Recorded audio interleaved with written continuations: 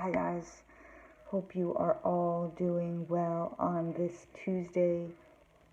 Had to think for a second, April 7th, okay? And washing your hands and washing everything down. Remember, I told you last time there are videos online you can watch if you have not already about how to decontaminate packages because the virus can live on packages. Okay.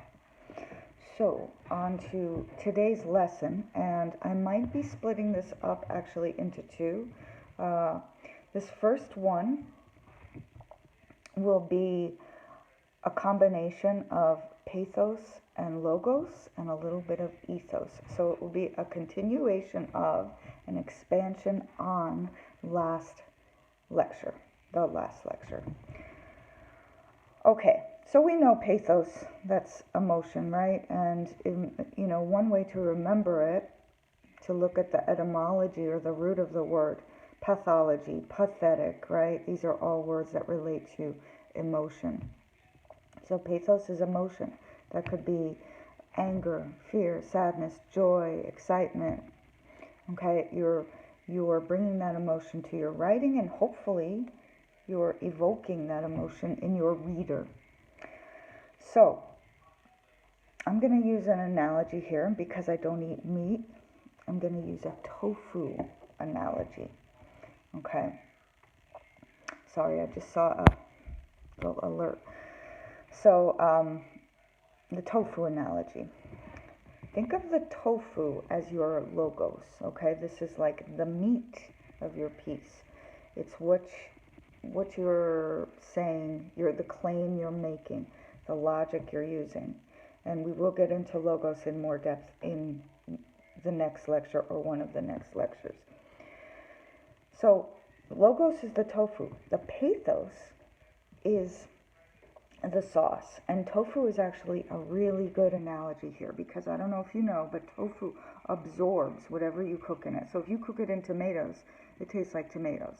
If you cook it in chocolate, it's going to taste like chocolate, okay? So it absorbs the flavor of whatever you cook it in. So your pathos could be tofu grilled in, or your pathos could be the flavoring grilled in, right? Absorbed in. Or it could be the flavoring on the side, dipped in, or just eaten totally separately, okay? So in other words, you could have pathos and logos together, and we'll look at examples of these. Or you can have like a really pathos heavy paragraph and then a logos heavy paragraph, okay? So let's open this link if you haven't already. Don't Blame the Eater by David Zinchenko, New York Times. So this is an opinion piece. The structure and just the overall approach is going to be a bit different from academic essays. But there are quite a lot of similarities. He still has to use his logos, his pathos, and his ethos, which we will also talk about briefly. So at the top, very beginning, if ever there were a newspaper headline custom made for Jay Leno's monologue, this was it. Kids taking on McDonald's this week, suing the company for making them fat. Isn't that like middle-aged men suing Porsche for making them get speeding tickets? Whatever happened to personal responsibility? Okay, that opening paragraph, there's a lot going on that we've discussed. So first of all, it's a great hook. So you can start your essay in many different ways and hook the reader in. This is a personal hook or anecdotal hook, okay? So he's talking about something going on in the news, right? And then later he gets more personal. So he's talking about that. He's talking about it in a lot of detail, okay? And he has a counter argument in there. Isn't that like middle-aged men suing Porsche, okay? And then he rebuts it in the next part. I tend to sympathize with these portly fast food patrons, though. Maybe that's because I used to be one of them. Okay, so he has a little alliteration in there. Portly fast food patrons, that's that repetition of the P. and that's an effective device for creating rhythm and sound, and it would be considered pathos, a form of pathos. And he rebuts the counter argument, and he also gets a little into ethos. So ethos is where you make the reader or the audience trust you. Okay, so he's beginning his path, or he's beginning his walk down the ethos path here. Okay, letting us know that he is the one to talk about this because he's been through it. So he continues. I grew up as a typical mid-1980s latchkey kid. My parents were split up, my dad off trying to rebuild his life, my mom working long hours to make the monthly bills. Lunch and dinner for me was a daily choice between McDonald's, Taco Bell, Kentucky Fried Chicken, or Pizza Hut.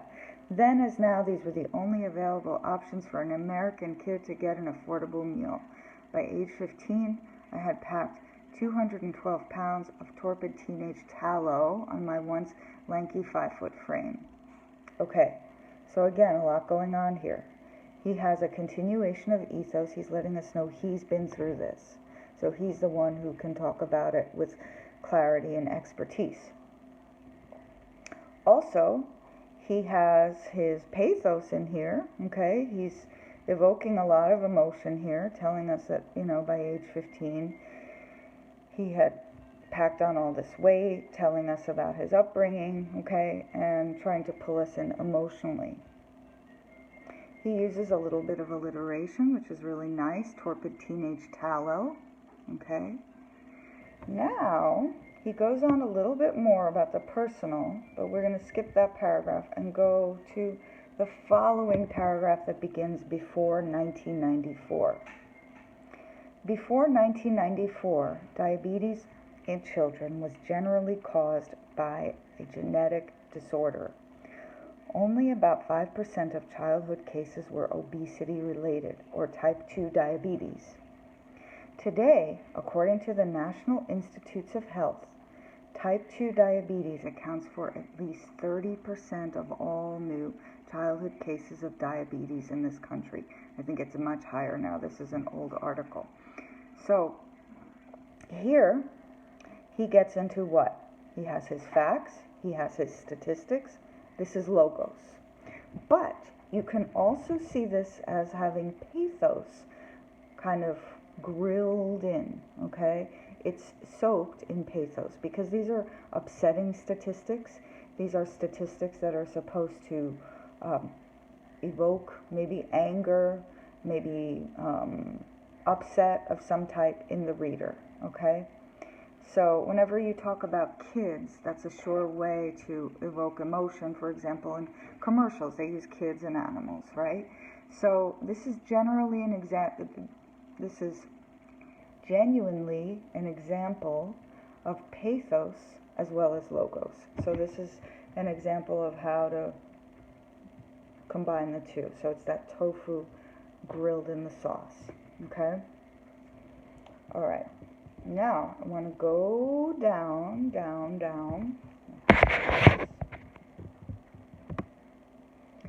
to skip a paragraph and go to, shouldn't we know better than to eat 2 meals a day in fast food restaurants? So it's a counter argument. Now his rebuttal. That's one argument, but where exactly are consumers, particularly teenagers, supposed to find alternatives? Drive down any thoroughfare in America, and I guarantee you'll see one of our country's more than 13,000, probably more now, McDonald's restaurants. Now drive back up the block and try to find some place to buy a grapefruit. Okay, so he has a counter argument and he has a rebuttal. And the rebuttal is what he uses to reinforce his point. Okay. And his point is, throughout this essay, the point that he's making is that you can't blame the obese for being obese because they ate too much fast food. You have to blame the fast food companies. That's his point, whether you agree or disagree. Okay, So he's driving home that point in his rebuttal using logos, okay, facts, the 13,000 restaurants, right? And using pathos in that logos, okay? So, he's using the image of teenagers driving down up and down the street trying to find a grapefruit. That is very, much pathos, evoking this anger or this sense of, injustice in the reader, okay? So that's definitely, I would say, an example of the tofu grilled in the sauce. And he does that throughout. And he has at the beginning more kind of pathos heavy paragraphs when he talks about the personal. And that's where he establishes the ethos, getting us to trust him. And then throughout the rest of the essay, he's integrating pathos logos together. He's using his logos with pathos. I hope that makes sense. So using statistics and using facts, right, to build his case, but also rendering them or telling about them in a way that is emotionally evocative or stirring. Okay? So this is the end of this piece. And then I did go on a little longer than I thought I would. I always do. But I will post another one, and I'm not sure when it will be. It might be today, it might be Friday, on logos and organizing all of your stats and facts in a paragraph. For this, I'm going to post an assignment so that you can go over this, review this as many times as you want, and read along as you do. And then I'm going to give you a little writing assignment to tag on to this, okay? So thanks for bearing with me, and have a good day, and